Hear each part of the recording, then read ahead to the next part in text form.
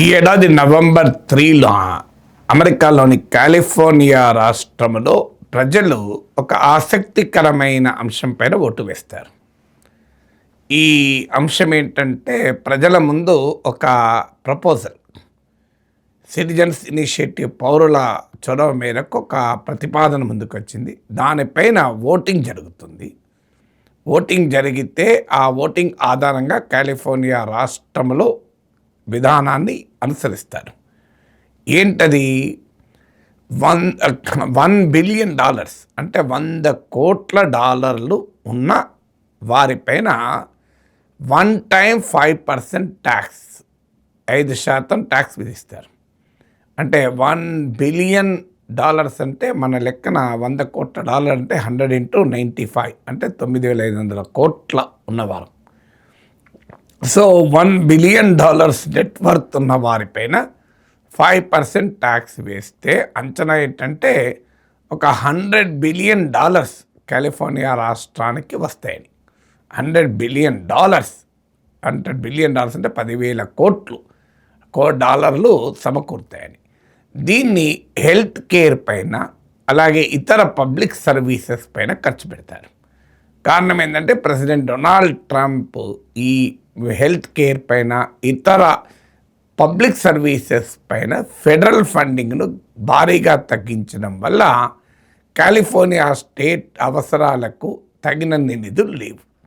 అందువల్ల ఆ federal funding cuts వల్ల ఏర్పడినటువంటి బడ్జెటరీ గ్యాప్ను పూడ్చడానికి ఈ పన్ను విధించాలి, వన్ టైం వెల్త్ ట్యాక్స్ విధించాలి అన్న ప్రతిపాదన ముందుకొచ్చింది. దీనిపైన పెద్ద క్యాంపెయిన్ నడుస్తోంది. అనుకూలంగా, వ్యతిరేకంగా రాజకీయ వ్యవస్థ, వ్యాపార వర్గాలు నిలువునా చీలిపోయాయి. మీకు గూగుల్ కో-ఫౌండర్ సర్గీ బ్రిన్ ఏకంగా ఆయన ఈ మధ్య $100 మిలియన్ డొనేట్ చేశాడు ఈ క్యాంపెయిన్కు వ్యతిరేకంగా. అంటే నో అని ఓటు వేయండి అని. ఎందుకంటే ఒకవేళ ఇది చట్టమైపోయి ట్యాక్స్ పడితే 5% మీ గూగుల్ కో-ఫౌండర్కు $13 బిలియన్ ట్యాక్స్ పడుతుంది. సో అందువల్ల ఇప్పుడు ఒక $100 బిలియన్ ఖర్చు పెడితే నష్టమేం లేదు కదా అని ఖర్చు పెడుతున్నాడు. సో అందువల్ల ఇలా పెద్ద ఎత్తున మీకు క్యాంపెయిన్ నడుస్తుంది. బిలియనీర్స్ ఒక స్టాండ్ తీసుకుంటున్నారు. అయితే ఇంట్రెస్టింగ్ ఏంటంటే రాజకీయ పార్టీలకు కూడా యునానిమస్గా లేవు. ఇప్పుడు కాలిఫోర్నియాలో డెమోక్రటిక్ మేయరే ఉన్నాడు, ఆయన దీన్ని వ్యతిరేకిస్తున్నాడని వార్తలు వస్తున్నాయి. ఎందుకంటే ఇలా చేస్తే కాలిఫోర్నియా రాష్ట్రం నుంచి బిలియనీర్లంతా వెళ్ళిపోతారు, పెద్ద పెద్ద కంపెనీస్ అన్నీ వెళ్ళిపోతాయి. అప్పుడు కాలిఫోర్నియా స్టేట్కి వచ్చేటువంటి ట్యాక్స్ ఇన్కమ్ పోతుంది అని. ఎందుకంటే అమెరికాలో ఇతర రాష్ట్రాలకు వెళ్ళిపోయే ప్రమాదం ఉంటుంది. సో కాలిఫోర్నియా అనేది ఒక పెద్ద టెక్నాలజీ కంపెనీలన్నిటికీ కేంద్ర స్థలం అది. సో అందువల్ల డెమోక్రటిక్ మేయర్ వాదనది. అఫ్కోర్స్ డెమోక్రటిక్ పార్టీలోనే ప్రోగ్రెసివ్ లా మేకర్స్ ఏమో దీన్ని వెల్కమ్ చేస్తున్నారు. సో ఇది ఒక పెద్ద డిబేట్ నడుస్తుంది. ఇది ప్రపంచవ్యాప్తంగా కూడా ప్రభావం పడుతుంది. ఎందుకంటే పొలిటికల్ ఎజెండాలోకి ఫోర్స్ఫుల్గా వస్తుంది. ఎందుకంటే ఇటీవల కాలంలో ప్రపంచవ్యాప్తంగా ఈ గ్లోబల్ ఇన్ఈక్వాలిటీస్ పెరగడం వల్ల ఏర్పడుతున్న సమస్య ఇది. అందుకే మీకు న్యూయార్క్ లాంటి ప్రపంచ వాణిజ్య రాజధాని, global capital, global business, global enterprise capital అయిన న్యూయార్క్లో పబ్లిక్లీ డిక్లేర్డ్ లెఫ్టిస్ట్ అని చెప్పుకున్న జోరన్ మమ్దాని మేయర్గా ఎలక్ట్ కాగలిగారంటే సమాజంలో, అమెరికన్ సొసైటీలో వస్తున్న మార్పు కూడా ఉదాహరణ.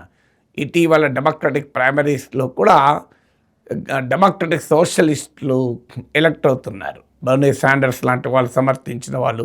ఈవెన్ కాలిఫోర్నియా గవర్నర్ రేస్ కూడా మీకు లెఫ్ట్ వింగర్స్ పోటీ పడుతున్నారు. సో వీరే కాదు, ఇప్పుడు ఇటీవల ఐరిష్ ప్రెసిడెంట్గా లెఫ్ట్ వింగ్ ఎలక్ట్ అయ్యారు. జర్మనీలో లెఫ్ట్ వింగ్ పార్టీ బలపడింది. సో యునైటెడ్ కింగ్డమ్లో గ్రీన్స్ ఇటీవల ఎన్నికల్లో మీకు భారీగా లోకల్ బాడీ సెలక్షన్స్లో గ్రీన్స్ గెలిచారు. గ్రీన్స్ కొద్ది ప్రో లెఫ్ట్ లీనింగ్ ఉన్నవాళ్ళు. సో ఇలా ప్రపంచవ్యాప్తంగా అంతకుముందు రైట్ వింగ్ పాలనలో ఉన్న ప్రాంతాల్లో ఈ లెఫ్ట్ వింగ్ పొలిటికల్ టిల్ట్ కూడా మనకు కనబడుతుంది. ఎందుకంటే ఈ ఇన్ఈక్వాలిటీస్కి వ్యతిరేకంగా, ఈ ఎకనామిక్ క్రైసిస్కు వ్యతిరేకంగా జనం రియలైజ్ అవుతున్నారు, తిరగబడుతున్నారు. ఇప్పుడు మన దేశంలో కూడా కాక్రోచ్ల ప్రొటెస్ట్లు, నీట్ ఇవన్నీ కనిపించినా అండర్లయింగ్ ఫ్యాక్టర్ ఏంటంటే ఈ ఆర్థిక పరిస్థితుల నుంచి పుట్టుకొస్తున్నటువంటి అసంతృప్తి. ఆ అసంతృప్తి అనేక రూపాల్లో రిఫ్లెక్ట్ అవుతూ ఉంటుంది. నేను పొలిటికల్ ఎకానమీ పాయింట్ ఆఫ్ వ్యూలో ఈ జెన్జీ ప్రొటెస్ట్ల కారణాలు ఏంటని చాలా వీడియోలో విశ్లేషించాను కూడా. ఈవెన్ ప్రొఫెసర్ N.in అనే నా వెబ్సైట్లో అనేక ఆర్టికల్స్ కూడా కనబడతాయి. ఈ ఎకనామిక్ డైమెన్షన్ ఏంటి అని, మిడిల్ క్లాస్ ఎకనామిక్ క్రైసిస్కు జెన్జీ ప్రొటెస్ట్లకు ఉన్న లింక్స్ ఏంటి అని. సో అందువల్ల ఇది గ్లోబల్ ట్రెండ్. ఈలోగా ప్రపంచవ్యాప్తంగా కొంతమంది బిలియనీర్స్ కూడా ముందుకు వస్తున్నారు. ఉదాహరణకు యూకేలో 120 బిలియనీర్స్ బహిరంగంగా ముందుకొచ్చి మా పైన ఎక్కువ ట్యాక్స్ వేయండి, వి పే మోర్ ట్యాక్స్ అని చెప్పి ఒక మూమెంట్ నడుస్తుంది. బిలియనీర్ల మూమెంట్, శతకోటీశ్వర్లు ప్రభుత్వాలు మా పైన ఎక్కువ పన్నులు వేయాలి అని చెప్పి వాళ్ళు పెద్ద క్యాంపెయిన్ నడుపుతున్నారు. 120 బిలియనీర్స్ ఇప్పటికీ రంగంలో దిగారు. ఏది మా పైన ఎక్కువ వీల్ పే మోర్ ట్యాక్సెస్ అని. సో ఎందుకంటే ఇది చాలా అన్యాయంగా ఇన్ఈక్వాలిటీస్ పెరుగుతున్నాయి. ఎందుకంటే మీకు ఇప్పుడు అమెరికాలో 1947 నుంచి డేటా కొరిలేట్ అవుతోంది. అంటే $100 అమెరికాలో జీడిపి పెరిగితే, అంటే అవుట్పుట్ పెరిగితే వర్కర్స్కి ఎంత వస్తుంది అని 1947 నుంచి డేటా రికార్డ్ అవుతుంది. ఇప్పుడు లేటెస్ట్గా ది conversation.com లాంటి వాటిలో కూడా వచ్చినటువంటి విశ్లేషణ ఏం చెప్తోంది అంటే 2026లో $100 అమెరికాలో జీడిపి అవుట్పుట్ పెరిగితే కేవలం $52.9 మాత్రమే మీకు వర్కర్స్కి వస్తుంది అని. ఇప్పుడు మన దేశంలో కూడా అనేక లెక్కలు చెప్తున్నది అదే. Share of profits is increasing, share of wages is declining. అంటే సమాజంలో సంపద సృష్టించబడుతోంది. సంపద సృష్టికి ఏమి జరగడం లేదని చెప్పలేం. 6%, 7% ఎకనామిక్ గ్రోత్ ఉంది ఎక్కడా లేనంతగా.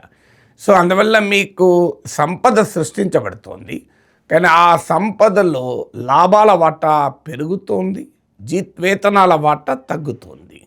ఎకానమీలో మన కంట్రీలో కూడా ఈ చేంజ్ చాలా క్లియర్గా కనబడుతుంది. అందువల్ల అమెరికాలో కూడా ఇది 1947 నుంచి ఇప్పటి వరకు చూస్తే 80 ఇయర్స్లో worker share in the total American GDP, American output ఇదే లోయెస్ట్ అని. అంటే ఈ క్రైసిస్ యొక్క ఇండికేషన్ తెలియజేస్తుంది ఇది. మరోవైపు ఇన్ఫ్లేషన్ పెరిగి ప్రపంచవ్యాప్తంగా కాస్ట్ ఆఫ్ లివింగ్ క్రైసిస్ పెరుగుతుంది. అందుకే చాలా దేశాల్లో అధికారంలో ఉన్నవారు ఎన్నికలు ఓడిపోతున్నారు. తీవ్ర వ్యతిరేకత వస్తుంది. ఎస్టాబ్లిష్డ్ పొలిటికల్ పార్టీస్కి వ్యతిరేకంగా, ఎస్టాబ్లిష్డ్ గవర్నమెంట్స్కి వ్యతిరేకంగా ప్రజలు తిరగబడుతున్నారు ఆల్టర్నేటివ్ దొరికిన చోట. సో అందువల్ల ఈ పొలిటికల్ చేంజ్కి కూడా కారణం ఆ అండర్లయింగ్ మార్పు. మరి ఈ రకంగా గ్లోబల్ ఇన్ఈక్వాలిటీస్ ఎందుకు పెరుగుతున్నాయి? ఇప్పుడు మీకు ఫోర్బ్స్ ఇండియా రిపోర్ట్ ప్రకారము ప్రపంచవ్యాప్తంగా 3,428 బిలియనీర్స్ ఉన్నారు అని. సో ఇది అధికారిక వెళ్తే, మళ్ళీ అనధికార వెళ్తే ఇంకా చాలా ఉంటారు అనుకోండి. మీకు ఆ మధ్య ఒక brief పీరియడ్కు Elon Musk even trillionaire కూడా అయ్యాడు. ఇప్పుడు కూడా Elon Musk total wealth $800 billion. So ఇంత మ్యాసివ్గా జరుగుతుంది. దీనికి కారణం ఏంటి అంటే దీనికి అనేక ఫ్యాక్టర్స్. మొదటి ఫ్యాక్టర్ ఏంటంటే కార్పొరేట్ కన్సాలిడేషన్ జరుగుతోంది.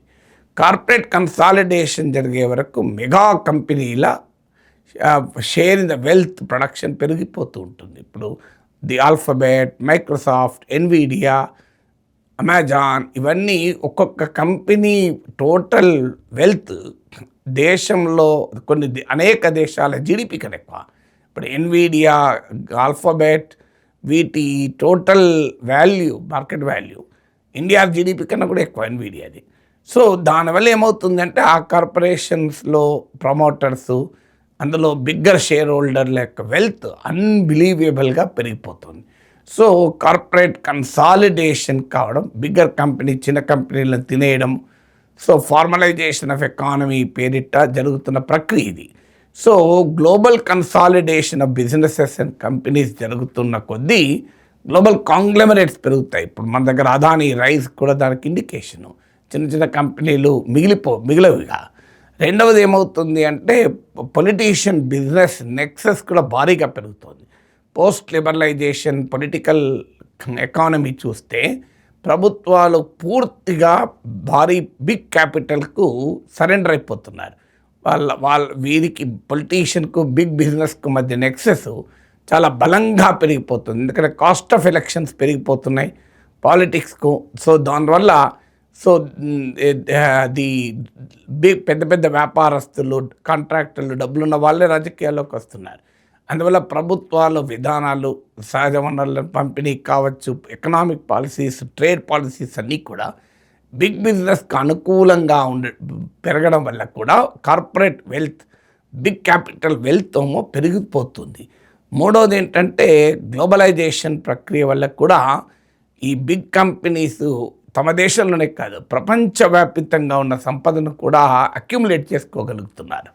నాలుగవది ఏంటంటే మీకు పోస్ట్ లిబరలైజేషను, ఎకనామిక్ చేంజెస్ వల్ల, అంటే సరళీకరణ తర్వాత, ప్రపంచీకరణ తర్వాత, ప్రపంచవ్యాప్తంగా కూడా సోవియట్ పతనం తర్వాత left politics, left ideology week కావడం వల్ల కూడా ఆర్గనైజ్డ్ ట్రేడ్ యూనియన్ మూమెంట్ బలహీనపడింది.